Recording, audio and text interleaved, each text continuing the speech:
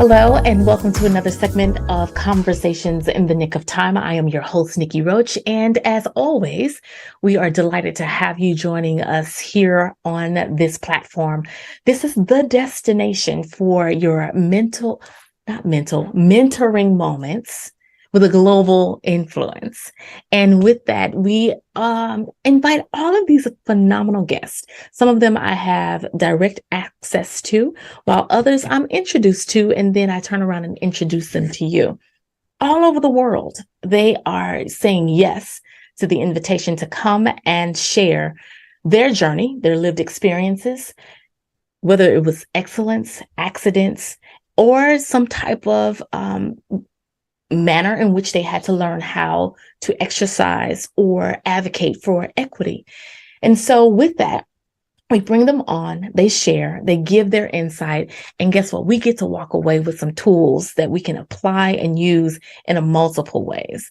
And I'm just excited that each of them say yes. And speaking of saying yes, I want to give a special shout out to those who are supporting and partnering with this platform, TV Network, ALA Publications, All In Music and Media, KSTL Jubilee 690 AM, Mosaic Ceiling, and Sparkman Publications. You know that I have mad love for each of you for the work that you do and the support that you give. And those of you who are on that waiting list to do the same, we got you. More stuff coming ahead for opportunities to support and champion for us on this platform. Well, I am excited about my guest. I have had the chance to get to know her virtually, but also face to face. And I am just beyond impressed by the work that she has done, and just fascinated in an honor to be a student in some capacity of the work from the distance. And with that, I want to introduce to some of you and present to others Miss Kayla Lebovits. And I am so excited. She comes to us by way of New York. And I had, a chance to actually go. But just a little bit about Kayla, a workforce reformist, learning enthusiast, and mother. Kayla is, she says, hell-bent on revolutionizing the employee experience and driving positive company transformation. By creating Bundle, which is her company that you'll learn more about, an employee experience company, she strives to help companies find a holistic approach to employee well-being, engagement, and development.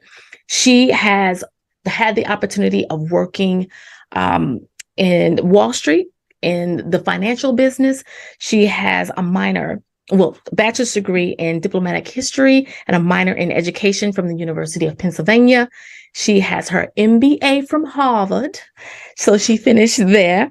And then she realized that there was some other things that she wanted to get into when it comes to that employee experience. And her passion for people is evidenced by her serving as a member of Next for Autism's Next Gen board, which helps individuals to live fulfilled lives. And Kayla is absolutely just fearless when it comes to making these connections across the world. And you will learn more about that. And I'm telling you, you just don't want to miss this information that she's going to have for today. Miss Kayla, how are you?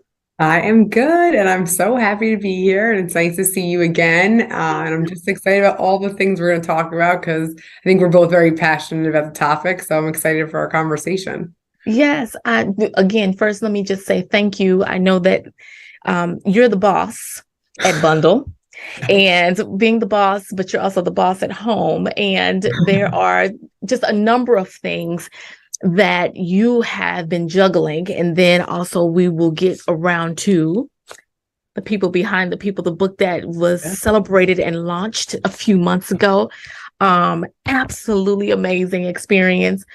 How is it that you fulfilling all these different roles? We're just going to jump right in. How is it that you're managing all of this and because you're leading, not just a part of it? Yeah, I'm still figuring that out. I think that it goes in waves. I think I'm not a real believer in balance, to be honest with you. I think you're constantly giving maybe a bit more to one thing versus the other at different points in your life. And I think sometimes you're buckling down and really focused on work. Sometimes you're focused on yourself. Sometimes you're focused on your family, and it all kind of evens out over time. But I don't think anything is truly ever in balance. So even when it came to putting the book together, people ask me, how did you have time to write a book over the past couple of years with building your company? I also had 2 children in the past 3 years. And the truth is, I didn't really have much of a social life. It was COVID. I was buckled down, and I was really passionate about, and I needed like something to work on outside of my work. And so I think, again, it's just a constant battle to manage everything. And I think it's important to have people in your life that can kind of pull you out when you're a little too deep in and say, hey, like, you need to take a break. You need to do other things. So I think having that support system is very important. And also just recognizing, again, that things go in waves, and there'll be time when your family needs you more, there'll be time when your work needs you more, there'll be time when you need you more. And I think it's just figuring that out and being okay with sometimes the imbalance that comes with just like the reality of life. So that's how I've tried to manage it over the past few years. And everything is new. Like those things that you've mentioned are new. Yes. Like infancy state, in if I could use that language. Yes. How is it that you've navigated baby on the hip, baby in the womb, baby that you've birthed, meaning the business, yes, writing a book, travel, and you are not just a solopreneur, you have a full team that you're bringing in to embrace this vision that you had. What does that look like on a day-to-day basis? It's complete chaos, but I think that I personally thrive in chaos, and I think the team that I have surrounded myself with at work have a good balance of that. They're able to sometimes take the chaos and dissect it and make it logic and have like processes and structure. So I think that I've really tried to surround myself with people that can complement me. We have a saying at our company, like, we don't want to be skinny mirrors. We want to tell each other when things are going well, when things are not going well, just be honest and direct with each other. And I think by having that transparency and directness, we're able to build things together and build them well. But it's chaotic. I think, even when you put structures and processes into place, you're constantly tweaking them and learning as you go. So definitely new to everything, new to building a business, new to motherhood, new to balancing competing priorities. And I think it just takes time and like learning and trial and error and figuring it out. I've failed a million times. I've failed myself, my kids, my job. And I think you just have to keep picking yourself up, and it's all about like grit and being able to just say, I'm just going to wake up and do it all over again and try to do just a little bit better today. And I think it also helps to set boundaries. And I've learned that really, especially the past year, where there's time where I'm just completely offline and focused on my family and being present. And then during the workday, I'm completely focused on work. And so I think, again, it's just finding those different guardrails you need to stay in line and make sure you can give your 100% to whatever it is that you're focused on. So I think, honestly, it's just like managing through chaos is how I think about it, and surrounding yourself by people that are like, that really complement you and know your weaknesses and know when you're getting too wrapped up in things and know when to pull you in and out. And so I think, again, surrounding yourself with people like that really makes all the difference. I could not do what I do alone. I have a support team personally, and I have a support team professionally. Because again, really? Alone for sure. Oh yeah. Okay, so you mentioned grit, Yes. boundaries, surrounding, and support systems. Yes. Unpack grit for me. How do you define that and walk that out? There are things every day that knock you down. There are, especially in entrepreneurship, the highs are so high and the lows are so low. And it's very easy to be successful with the highs, right? Something great happens, you celebrate it, you take it, you try to milk it for all it is. But I think the lows are what differentiate people. If you can wake up the next morning and just have a positive attitude and say, I'm going to figure this out and I'm going to keep going, that's what I think makes a successful entrepreneur. It is so hard to keep restarting and restarting. And I know that in Bundle's history, we have restarted and pivoted so many times, and it is so exhausting mentally and physically and emotionally. And I think often people give up, but I think grit is just like constant persistence, and constant hustle, and realizing that it never ends. Even when the biggest high happens, there's so much work to be done with everything else. So you need to celebrate the highs, but you need to like keep pushing forward and keep innovating. And if you get, if you just stop and enjoy for a minute, there's going to be someone else that runs past you. So I think grit is really, especially during the lows, just continuing to move forward, having a positive attitude and having confidence that you can do it. So easy to fall into your own misery and just exaggerate the lows in a way, but I think it's really those who can pick themselves up every single day and say, I'm going to do this. Today's going to be a little better than yesterday. I'm going to push forward. I think it not only helps your own mental fitness develop, but also the people, your employees and your team around you. The positivity is contagious. And if you're going to be negative and let things bring you down, it's just a death spiral, and you'll just keep going lower and lower. So I really think grit is every day picking yourself up and just trying to move a little faster, do things a little better than yesterday, and realizing that you're just learning every day. You're never going to do anything perfect. You could overanalyze every call you have, every presentation you do, but at a certain point, just got to be good enough, and then you keep going along and making it better along the way. So I think grit is just essential to moving forward every day and moving in the right direction. I love the fact that you bring up this concept of allowing something to be good enough. Yeah. And I'm thinking that may be an accident that many of us continue to find ourselves crashing into, because we're always chasing not excellence, but this idea of perfection, but like whose idea? And then if it's something that you've been given a vision to do and you've positioned yourself to give of that, most times those who are the recipients of the service or product, they don't know that it's not hitting the mark, but we're stressing out like, yeah, it's like having a meltdown on the inside, right? And so I think there is much to be learned and explored when we talk about things being good enough.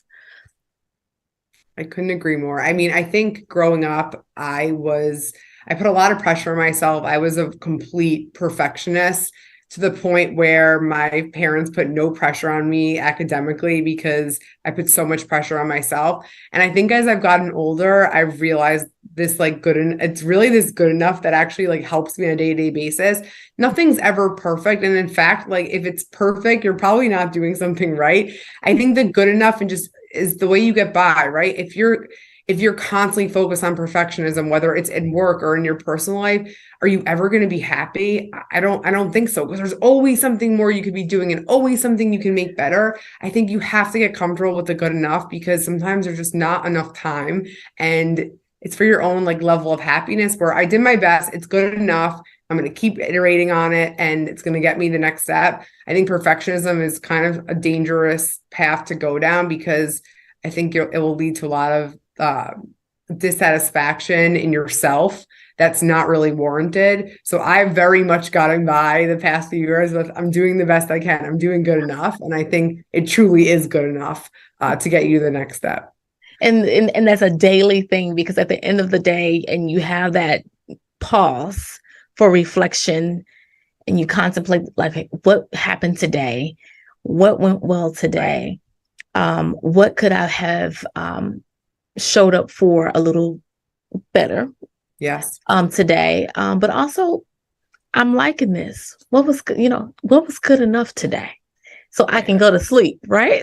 Exactly. That's exactly it. Because you look back at your day and there's so many things that could have went better. So it's just like, what went well enough? What were like the highs? What were the lows? And what's going to be better tomorrow? I think that's all you can ask for. I think otherwise you're just constantly going to be, you're never going to be happy with anything, because let's face it, we're all messing up every day. We're all failing every day. We're all not present enough. We're not focused enough. So you just gotta, it's like roses and thorns, right? There's roses of every day, there's thorns of every day. And that's how you wake up every day and continue to do what you're doing.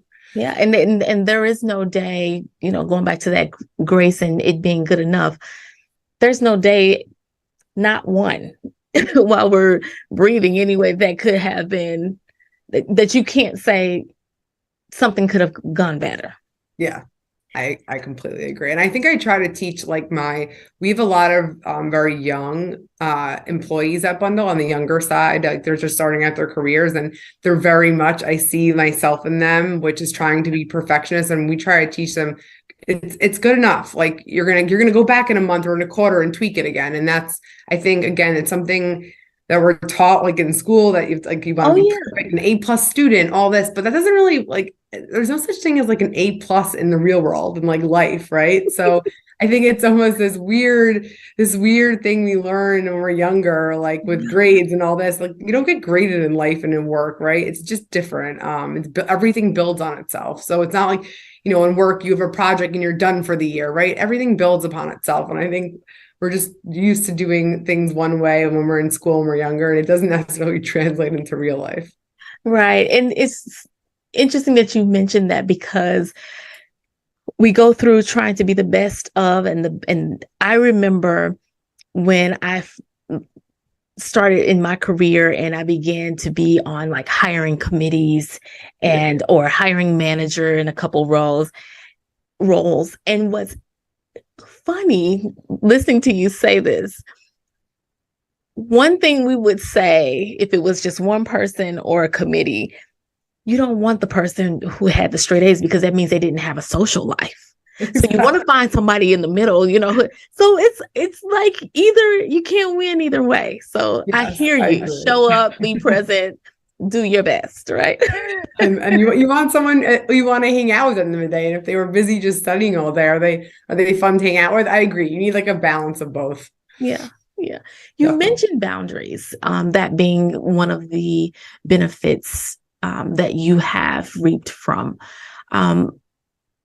But you also mentioned support systems, professional and personal. Not heard that. Yes. Walk us through that. Yeah. So I think in terms of boundaries, I think I've set boundaries for myself. It's so easy to be online all the time, right? Like on your phone, you have we have. But you're expected to. You're the boss.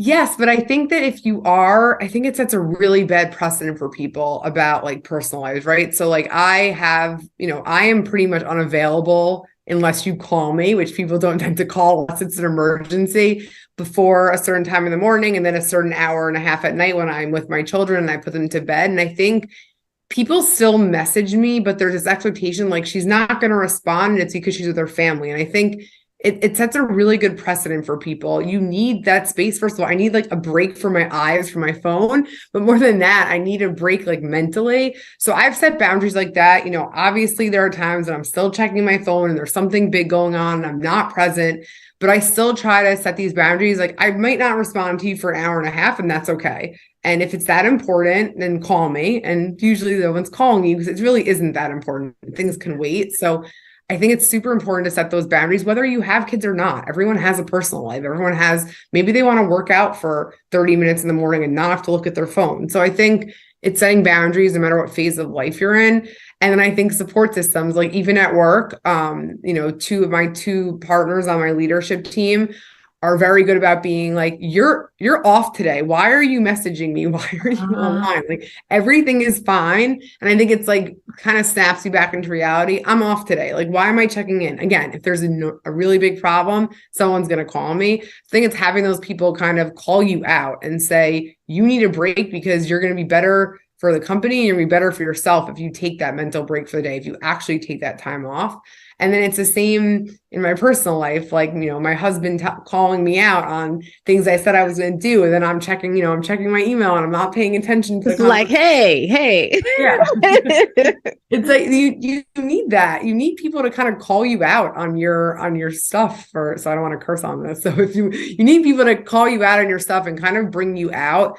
And I think if you don't have those people in your lives, you can quickly just go to like a downward spiral where you're constantly like on and checking your phone and your computer and just thinking about work and thinking about whatever it is that you're not supposed to be thinking about. So I think you need those support systems to kind of like bring you out and be like, there's you need a life. Like there's other things that are important besides your professional life. And you need to remember that on a daily basis, because at the end of the day, your family and the people that you love and your friends, like they'll be there for the long run, and jobs and things come and go, and, clients come and go and all that stuff. So I think it's important to just keep it in perspective, that it's still just a job and your family is your family. And I think that's really important and very easy to lose sight of on a daily basis. Right. And so I was just taking a moment to look up one thing that we talk about. You're starting to hear this bubble up more and more in the diversity, equity, and inclusion space and belonging space. Not so much in corporate, but I'm starting to hear it. Mm-hmm. And it's called psychological safety. Yeah. And the more you speak, I'm like, you have had to be very intentional. If you're not only your personal support system, but your professional support system, and your team is willing to speak up and correct, but also make suggestions, recommendations to tell you, even as the boss, what are you doing? Why are you calling? We laugh at that, but that takes a lot of nerve, especially these days. Yeah. As you mentioned, like, we're wanting to do our best. We're wanting to put our best foot forward. We're wanting to to shine. You hired us.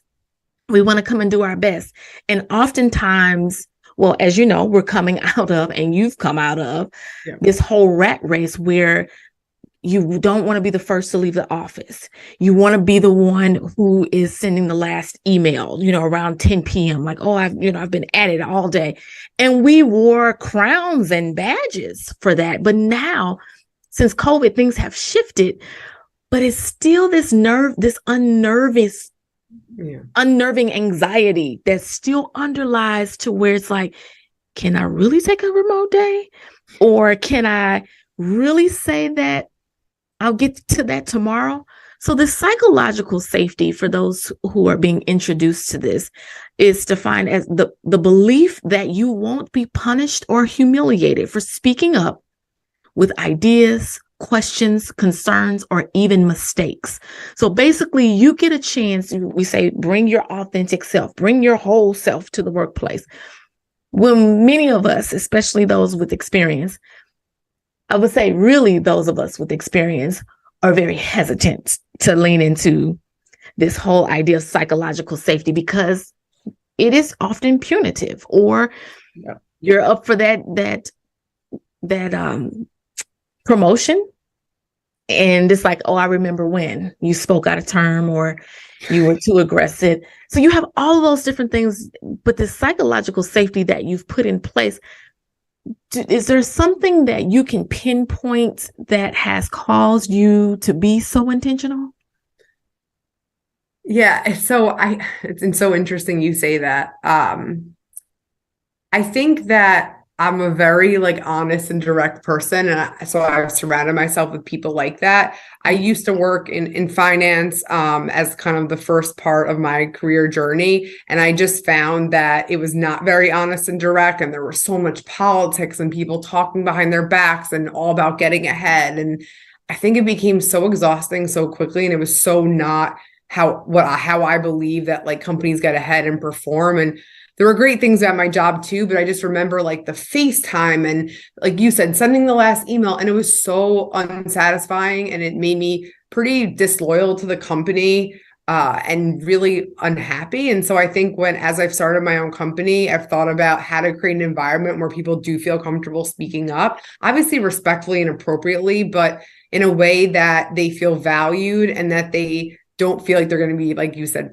punished for what they say. So I think it's learning from my past experiences and really reflecting on why I wasn't happy and trying to bring that into the everyday. So for example, when I first started Bundle, I was, again, very used to FaceTime and sending the last email. And I would email employees all hours of the night, because I do work at weird hours sometimes because of having little kids and all that. So I'd be up in the middle of the night. And I started realizing that like they were actually responding to me like fairly quickly. And like, Yes. what was wrong with me? Like, why am I emailing someone at 10 p.m.? And so I noticed that and I saw it burning out people and no one was saying anything to me. And so what I started doing is I started schedule sending. So now I still do work at like some weird hours, like in the middle of the night when I wake up and I can't sleep or late at night. But now I schedule send. So they're not going to get it in the middle of the night. They're going to get it the next morning. And people actually came to me and said that they started doing that with their direct reports because they found themselves copying me and also sending emails at like weird hours. And then people feel the need to respond. So I think it's again, like we're taking that time to reflect on like, how am I contributing to that burnout? How am I contributing to people being nervous about not responding and how can I correct it? And helping it kind of spill out to the rest of the organization. And no one called me out specifically on that, but I could just tell by like people's reactions and faces and how quickly they were responding that they were nervous. And so again, I think it's really constantly reflecting and learning from your own mistakes. And then, later on, we've now had conversations. Oh, remember when you used to like email me? And I'm like, yeah, like you should have said something. So I think it's taking moments like that and saying next time, say something. And it makes people comfortable saying, okay, if I see her kind of going off track, I can say something and she'll recognize it and at least think about it, even if she doesn't agree with it. So I think it's almost like not being afraid to call yourself out on your own past mistakes and allowing people to feel comfortable, again, calling you out in the future. So that's just like one example that I always think of. And I was like, what was I doing? I was sending people emails so late at night. It wasn't even that important. So I think, again, it's just like learning as you go. Yeah. But that's those cultural norms. And you speak of, again, this intentionality around here's what I have experienced. Here's what I don't want to continue. Right. And being the boss, you get to kind of set that framework, and now it's just a matter of being consistent with executing and making sure that individuals understand coming in, because many individuals who are leaving jobs will, they usually say you don't leave a job, you leave a boss. And so, but now it's not even like you leave a boss or you're really leaving culture, because it's like, okay, enough. I've ran this race, or it's just not a good fit. You'll hear people say that more and more now in regards to conversations around culture. And I think, again, back to us having experienced a hard pause, a hard reset, to where many of us could not even get comfortable for months, because it's like, are you kidding me? Like, I'm stuck in, like, no, you need to face who you are, what's going on. But we've been so busy, but not necessarily productive. And so that's a whole nother call out, right? I agree. I could not agree more. And I think also, with startups, you can't necessarily compete with some of the bigger companies in terms of pay and benefits, but you can compete on culture. And culture is important. And it's why people stay at jobs. And it's why you grow loyalty with people. It's why I've had a lot of people that have been here since the beginning and are not leaving. I don't ever see them leaving unless I kick them out, because again, like, you're competing on culture. And if you invest in your culture, like even when we had like 12 employees, we still had a culture committee, which I think is like a little rare because you only have 12 people. How do you Are you kidding? But I think it's little things like that, like showing that like we have something like that, like, oh, they actually care about like what's going on culturally, even though we're remote and all that. So I think, again, like I think culture is one of the things you can compete on, even if you're not, the companies that can pay the most. So I agree with you. I think people, like you say, people don't leave jobs, they leave managers, and people leave bad cultures. So I think culture is like one thing you can compete on. And if you put work into it, you can really have like an incredible culture that like lives on its own, and it is its own machine in a way. Yeah, it is so much that we can talk about when we talk about culture. And I'm just applauding you for being so proactive, even with 12 people having that committee, because a lot of corporations are still trying to get past just diversity. And that diversity is black and white. We're so off track that now you're having all this in and out and this revolving door people coming in, and it costs more when you have to rehire. Oh, yeah. And it's like culture, because you can recruit 500 people for any project, but if the culture does not cause them to feel a sense of belonging and, as you said, respect and valued, Mhm. there's another one out the door. Exactly. Yeah. Exactly. Like you said, the cost of replacing and onboarding and ramping up and all that, you bet it's just less costly to just invest in the culture a little bit more. Yeah. Yeah. So those who are joining us, we are having an amazing conversation with Kayla Lebovits. Yes, I've You got got to it. practice it. The founder and the amazing being behind bundlebenefits.com. If you want to go and learn some information, we're going to talk more about Bundle, but also this is where we kind of switch over and we get some mentoring moments from Kayla in regards to how to lead successfully. And then I have a word. I have a word for her as we come back.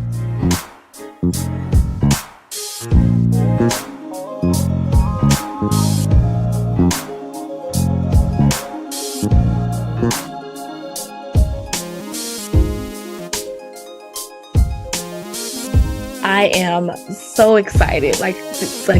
We came off of this whole topic of culture, and with all of my guests, there is not often, always these days with this new season, there's a word that will come to me that resonates with the guest, but also their work and what I feel they are. And so my word for you for our time together is disruption. Ooh, I like that word. That's what I think of at doing my research with you, having experienced some of your work, having experienced you in person and coming, but you're a quiet storm with it though. You're real quiet and it's like, whoa, what happened? Like everything is uprooted. Disruption is a noun, so a thing, person, place, a thing. And so disturbance of problems which interrupt an event, activity, or process. To a radical change to an existing industry or market. Or 3, a break or interruption in the normal course or continuation of some activity, process, or etc. And so you've come in with Bundle, and then also the people behind the people. And basically, you've disrupted what has been the norm. And I want to start with this whole concept that you are speaking to through the business, through the book, that leaders both need to be demanding and supportive. Oxymoron. Because it's the very thing that especially now, we're seeing more and more information that says leading with grace, compassion, vulnerability. These are the key things that leaders are going to need to lead for this next, especially with this next generation that's coming into the workplace, but also to keep those who were scheduled to retire, they're not retiring. Yeah, so I think really with COVID, like the pendulum swung and all the power was in the employee hands versus before it was all in the employer hand. It was uneven. And now we're kind of coming back to like a middle ground where you have the employer and the employee that have more of a balance of power, which I think is the healthier way. I don't think either should have too much power. And I think that while people want to be led with compassion, I really believe that people want things to be demanded of them in the way that they want their employer or their manager or their leader to demand. They want to be held to higher standards. They want to say, I want to see you perform. I want you to like ace this project. I want you to get promoted. I want you to take on more responsibilities. They need those demands because that's what's going to help them excel and take their career to the next level, but they also need support at the same time. You can't just be demanding without the support because then you're this crazy boss who no one wants to work for because you have unrealistic demands. So I think there's, again, like you need that healthy balance of the demand and support, just like you need a healthy balance of employer and employee. And if you're too supportive, then you're almost like trying to be friends with your reports and your employees, and you're not their friend. You're a colleague, and you're their manager and their leader, and you need to be that for them. They have friends in their personal life. They don't necessarily need you to be their friend. So I think it's a combination of you need to hold them to high standards and help them reach those standards and reach those new levels in their career, but give them the support to get there. If you're giving them all these new responsibilities, but no tools, no people to help them,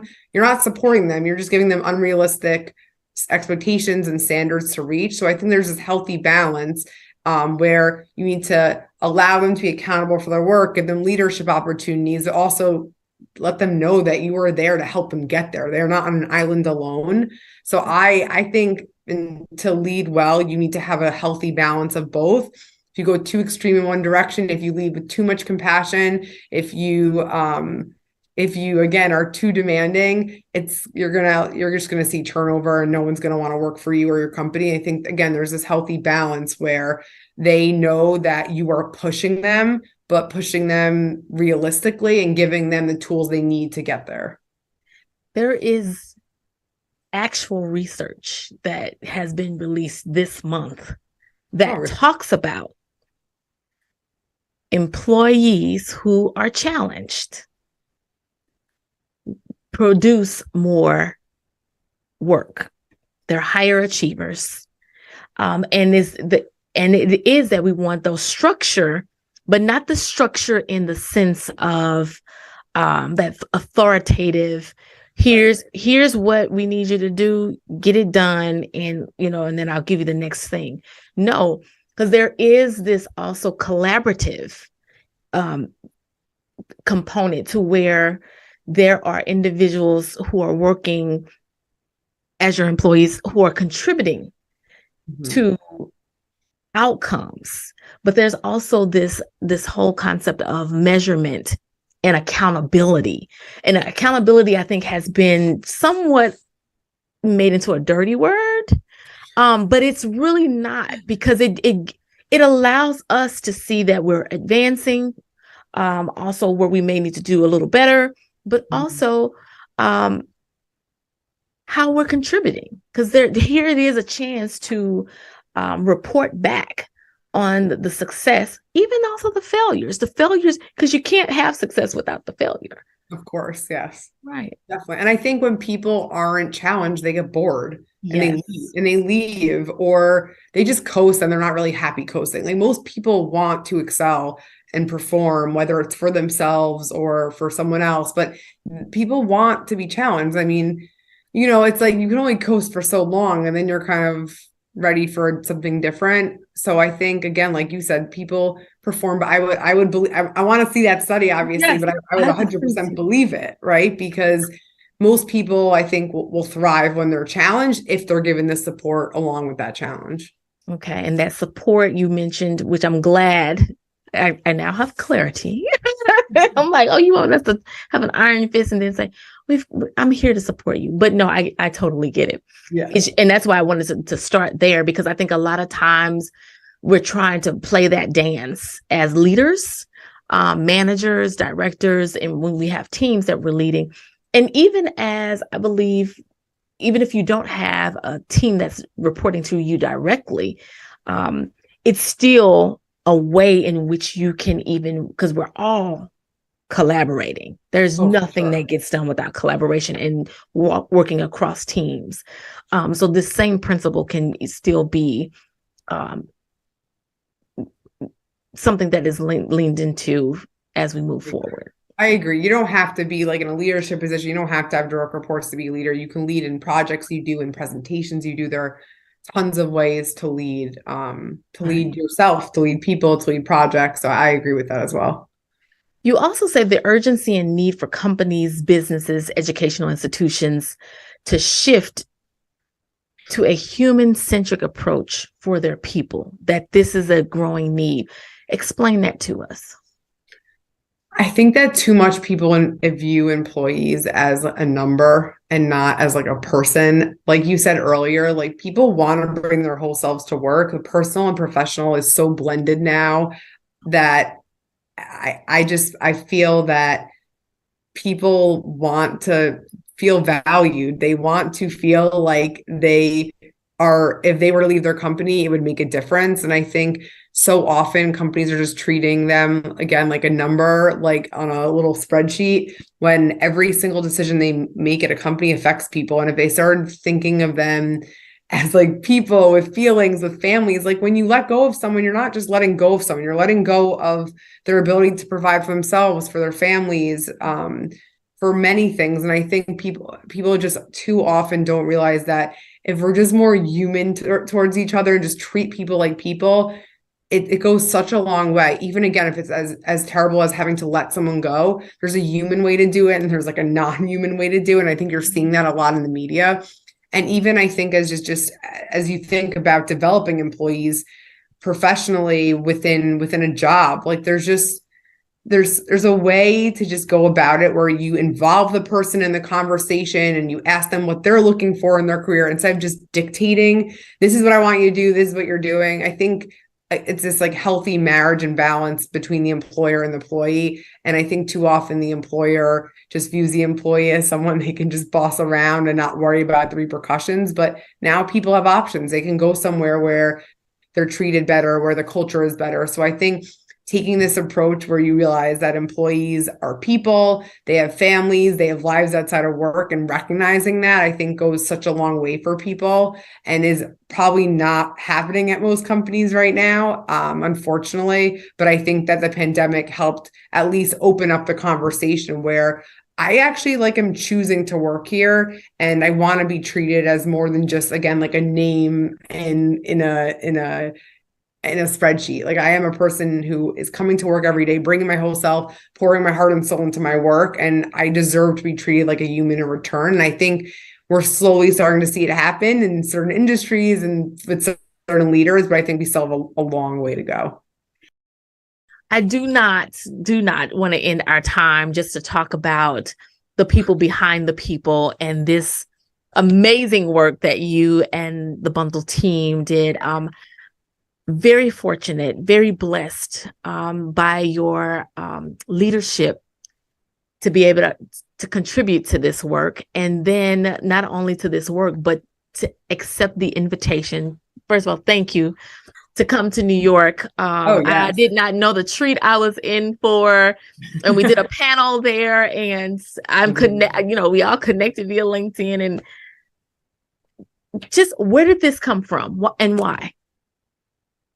I just felt like so I didn't, like most people probably, the pandemic was not going to last forever, but I think that there were so many changes happening during the pandemic that were going to last long after it. I still am belief in that thesis. Yeah. And I felt like the people behind the people, which is, the heroes of the HR world, they're the ones that were dealing with all these changes and are therefore going to be responsible for all the changes that are happening post-pandemic. So it really was like a passion project for me that turned into something more. I love talking to the HR and people and benefit leaders that are behind every company because they're the pulse of every company. One of the interviewees even said, if the CHRO isn't being considered to be the future CEO of a company, like that strategy is not the right one. And I agree with it. Like, HR is so much more than it used to be. It's not, I think some people still think of HR as these really traditional, administrative roles. It's so not like that. There are so many elements. It's so dynamic. It's forever changing. And you have the smartest people now in these roles that are at the forefront of all these changes. So I found it fascinating that no matter what industry people are in, no matter what background they're in, every single person I interviewed was focused on how to accelerate positive changes within their company and their field. And it was just incredible. It was hours and hours and hours of interviewing and writing and all that, but it was so worth it because every single time I interviewed someone, I learned something new for my own company. And I think there's just so many lessons to take away that are pretty timeless. They're not pandemic bound. They're not like about a moment in time. Like all the lessons in here from these leaders can be used in any organization at any point. And I think the fact that it's so timeless is amazing. So yeah, I think I'm so proud of it. Everyone says, is there going to be a part two? And I'm like, no way. But I don't want to say no way, because honestly, I think that I could probably do hundreds more of these interviews and they would all be different and give new takeaways and lessons.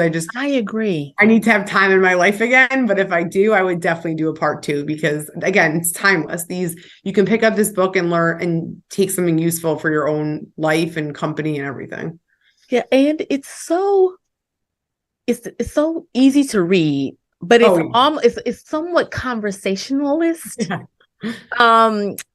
Conversational to where it's like you're there, like at the interview somewhat as you're reading, but then it makes you lean back and say, that's a different point of view or perspective to consider, because there are some set questions that were asked of each of the individuals, but then there's also you can tell where you may have been enlightened by something else and did a pivot, shifted with the questions, which were so amazing. And then the whole idea of the word, and the words that you had to frame out the conversation for each individual was just absolutely amazing. Yeah. Now, looking back though, what would you have done different? Because you're running the business. This is pretty much kind of intel for you as you move forward, but also for others, whether startup, whether corporate, a global footprint. This is a great read. But what would you have done different with the book? With the book and with Bundle? Oh man. With the book, I think I would have maybe just interviewed more and more people. I think it was a time thing and we wanted to get it out, but I just think this book could be pages and pages long and it would still be conversational and still be interesting. And I think just getting more people in there, more viewpoints and more diversity in viewpoints, that probably is the one thing I would have done differently. And I think it was just bound by my own time and bandwidth. But I think, again, this could be triple, quadruple the size and it would still be as interesting and engaging. And then with Bundle, what I would do differently, I know you use the word to describe me as disruptor and disruption, but I think we could always be moving faster. I always tell my team, we need to move fast. What we're doing right now is we are so at the forefront of all these changes going on. We should have moved faster at this point and that point, and we need to keep moving faster. So I think that would be my one. Looking back, if I could do it differently, would just be moving faster. And I think my team would laugh hearing this because they're like, how much faster can we move? But I know when you just told us we need to have boundaries and, all this different stuff. And now you said that's your quote. Okay. I think so. You know why? I think moving faster doesn't mean necessarily working more. I think it's just working smarter. So I think there were times where certain things weren't working and we just kept trying and we were refused to let it fail. But I think we could have moved on a little quicker and just realized it's okay. Not every test and pilot's going to work out. So I think it's more about maybe working smarter than working harder. Okay. Yeah. Totally understand that. And the fact that many of these things are new. Yes. And so you're setting new norms. Exactly. You have, this psychological safe culture. Yeah. And for some, they're learning that because I'm telling you, not everybody believes that it's real until things begin to happen. So you have all this going on. And I always say you're going to take a risk either way. Yeah. Whether you make a decision now, you make it later, you go left instead of right, you go with purple instead of orange. It's always going to be some level of risk. But sure. I hear you. That's a mentoring moment right there to where know when to hold them, when to fold them, know when to move forward, Yeah. Yeah. And I think also another learning for me has been to be a little bit vulnerable as a leader.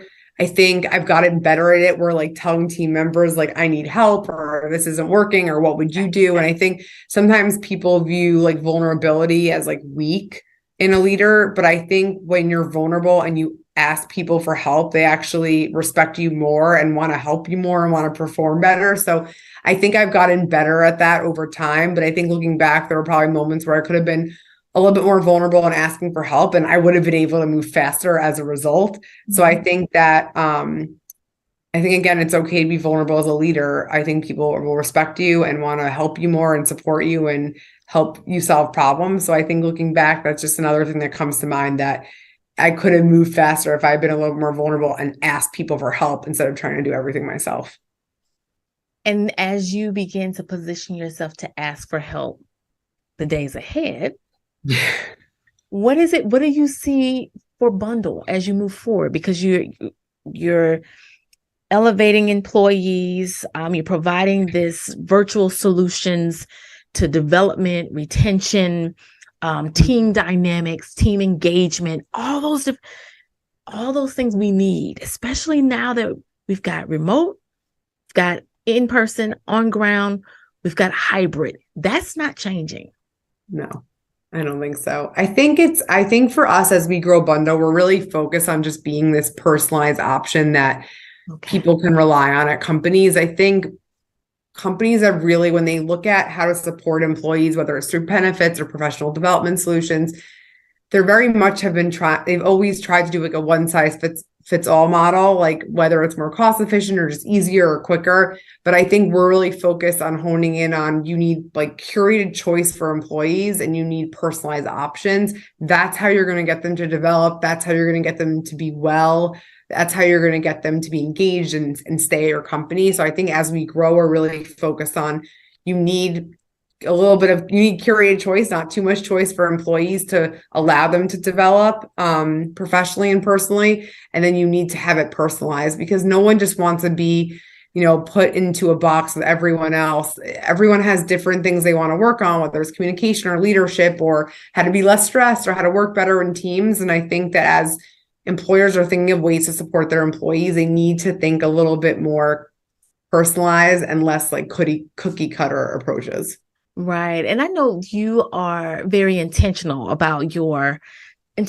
vocal about your thoughts regarding these antiquated benefit offerings. And while I'm in the middle, I'm Gen X.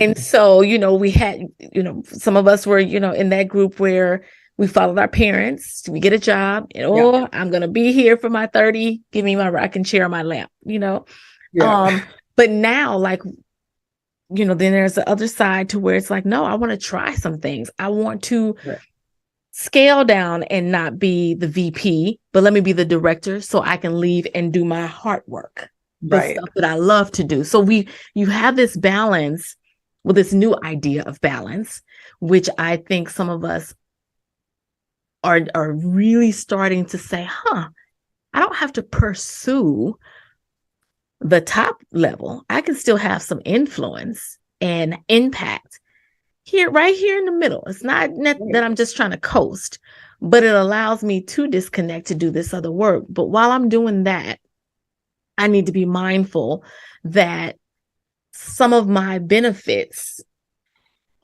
as I'm again in this unique space of middle-agedness, the needs do change. And so for me, I would rather have a 4-day work week. So I plug in a day, from here, every, a day that causes me to have that flexibility, and not apologize for needing to use that flexibility. But then you have also those who are like this well-being that's not going away.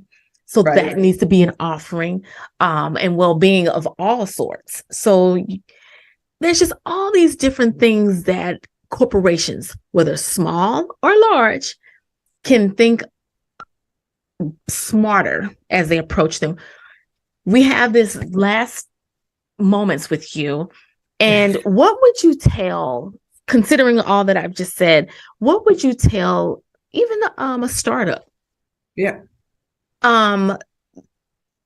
A lesson in the nick of time that you could share with them, or how could they be disruptive? I think you need to listen to your employees. I think too often people at the top are doing what they think is best, what they've learned from their past experiences. But I think you need to listen to the people around you and underneath you, because diversity of experiences and opinions will help you move forward and innovate and grow as a company and as a culture. I think too often people, again, are afraid to ask for help or they're afraid they're being viewed as vulnerable. But I think if you listen to your employees around you, you listen to their unique needs, you listen to their unique opinions, you can actually really build a company that is psychologically safe and allows people to bring not only their whole selves to work, but their best selves. So like you just said, maybe the 4-day work week for you is something that would really work for you. And you'll actually be more productive in those 4 days than you would be in 5 days.